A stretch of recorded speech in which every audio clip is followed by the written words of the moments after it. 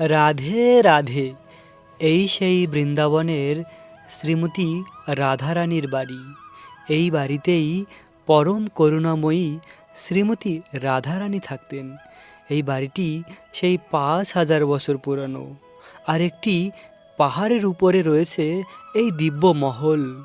আর এই পাহাড় হলো স্বয়ং ব্রহ্মাজি। ব্রহ্মাজি হাজার হাজার বছর তপস্যা করে রাধারানীর বরদান পেয়েছিল। তিনি নিজের শরীরকে একটি পাহাড় রূপে বানিয়েছে।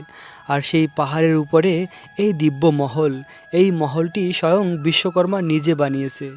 এখন আমাদের দর্শন হচ্ছে ভগবান শ্যাম সুন্দরের অপরূপ সুন্দর মুখমণ্ডল।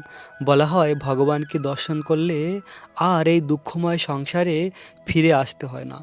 ভবতো দর্শনম যস্যাৎ অপুনর্ভব দর্শনম। ভগবানের অপরূপ সুন্দর